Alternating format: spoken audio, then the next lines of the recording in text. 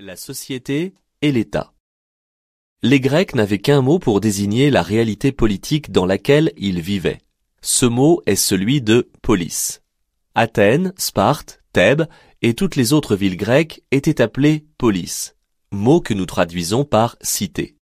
Nous employons aujourd'hui deux mots distincts, celui de société et celui d'État. La société se définit comme un ensemble d'individus qui vivent ensemble et qui sont unis, entre autres, par des liens familiaux, économiques et moraux, tandis que l'État se définit comme un ensemble d'institutions qui régissent la vie d'une société sur un territoire. Ainsi, on peut dire que l'État est une réalité d'ordre politique qui encadre et codifie la vie de la société. La société est donc d'abord fondée sur les échanges entre les hommes. Ce sont les besoins fondamentaux de manger, de boire, de se vêtir et de s'abriter qui expliquent que les hommes se soient rassemblés pour vivre ensemble, comme Platon le montre au livre 2 de La République.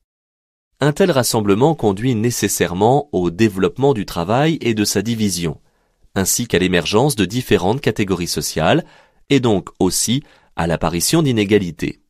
C'est Rousseau qui au XVIIIe siècle a mis en évidence une telle conséquence dans son discours sur l'origine et les fondements de l'inégalité parmi les hommes. Dès lors, l'État est une institution dont le but est d'introduire une harmonie, une forme de justice au sein de la société.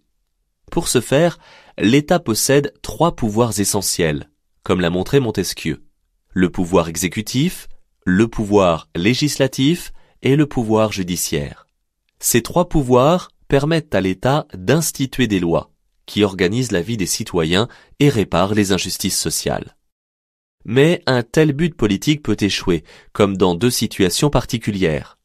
Celle où l'État devient tout-puissant et réduit la liberté des hommes, c'est la tyrannie.